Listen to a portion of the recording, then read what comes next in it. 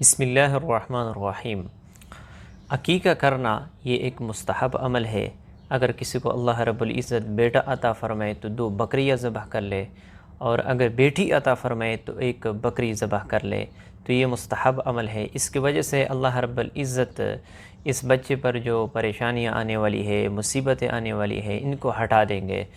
تو اس کی وجہ سے اللہ رب العزت اس بچے کو کئی مصیبتوں سے، پریشانیوں سے، آفات سے محفوظ کر لیں گے، کیونکہ الصدقۃ رد البلاء، صدقے کی وجہ سے اللہ رب العزت مصیبتوں کو، پریشانیوں کو، تکالیف کو ہٹا دیتے ہیں۔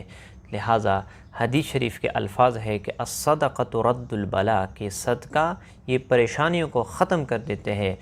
لہٰذا اگر کسی کو اللہ رب العزت بیٹا عطا فرمائے تو بہتر یہ ہے کہ اس کے لیے اچھے نام کا انتخاب کر لے، جو اچھے معنی والا ہو، صحابہ کرام رضی اللہ تعالیٰ عنہ کے ناموں میں سے، کیونکہ باپ جو سب سے پہلا تحفہ عطا کرتے ہیں اپنے بچے کو، وہ نام ہوتا ہے۔ تو ایسے نام کو منتخب کر لے جو اچھے معنی والا ہو، کیونکہ نام کا اس کے ذات پر بہت گہرا اثر ہوتا ہے۔ اگر نام اچھا ہو تو اس کے اندر صفات بھی اچھے آئیں گے، اور اگر نام برا ہو، اچھے معنی والا نہ ہو، تو یقیناً اس نام کا اس کے ذات پر بہت گہرا اثر ہوتا ہے۔ لہٰذا حضور صلی اللہ علیہ وسلم فرماتے ہیں کہ سب سے پہلا جو حق ہوتا ہے باپ پر بچے کا، اور نام کا ہوتا ہے کہ اچھے نام کو منتخب کر لے، پھر اس کے بعد اس کی اچھی تربیت کر لے۔ اور حضور صلی اللہ علیہ وسلم ایسے لڑکے کے نام کو تبدیل کرتے تھے جس کا معنی صحیح نہیں ہوتا تھا، جو اسے قبیح نام ہوتا تھا۔ کان النبی صلی اللہ علیہ وسلم یغیر الاسم القبیح، کہ وہ ایسے قبیح نام کو تبدیل کرتے تھے۔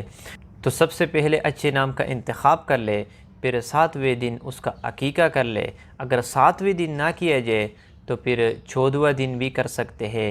اگر اس کے بعد بھی نہ کیا جائے تو بعد میں بھی آپ کسی دن کر سکتے ہیں، لیکن یہ مسنون عمل ہے۔ 7ویں دن اور اس طرح 14ویں دن، 21ویں دن بھی آپ کر سکتے ہو۔ لیکن بعض لوگ اس عقیقے کو فرض اور واجب کا درجہ دیتے ہیں اور اس کو ضروری سمجھتے ہیں، حالانکہ یہ ضروری نہیں ہے، یہ ایک مستحب عمل ہے۔ اس کے لیے لوگ قرضے منگواتے ہیں، لوگوں سے پیسے لیتے ہیں، اور اس عقیقے کو وہ ضروری سمجھتے ہیں۔ تو یاد رکھنا، اس عقیقے کو اتنا لازمی سمجھنا یہ بھی درست نہیں ہے، ناجائز ہے، کیونکہ اسلام میں جو چیز جائز ہو، مستحب ہو، اور آپ اسے ضروری سمجھتے ہو تو یہ بھی ناجائز ہو جاتا ہے۔ اور اگر کوئی چیز ناجائز ہو اور آپ اس کو جائز سمجھتے ہو تو یہ بھی درست نہیں ہے، اسلام اس کی بھی اجازت نہیں دیتے۔ لہٰذا اگر کسی کو اللہ رب العزت مال دے دے، دولت دے دے، تو اس کے لیے مستحب ہے، بہتر ہے کہ وہ بیٹے پر 2 بکریاں خرید کر ذبح کر لے۔ اگر کسی کو اللہ رب العزت بیٹی عطا فرمائے تو اس پر 1 بکری ذبح کر لے۔ تو یہ مستحب عمل ہے، بہتر عمل ہے، اور اس کی وجہ سے اللہ رب العزت گھر میں رحمتیں اور برکتیں نازل فرمائیں گے، اور اللہ رب العزت اس بیٹے کو آپ کے لیے صالح اور نیک بنائیں گے، فرمان بردار بنائیں گے۔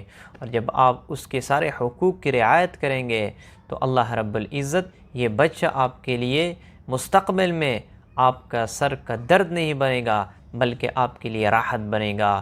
لہٰذا اگر کسی کو اللہ رب العزت توفیق دے دے تو یہ عقیقہ کر لے، لیکن اس میں غلو نہیں کرنے چاہیے۔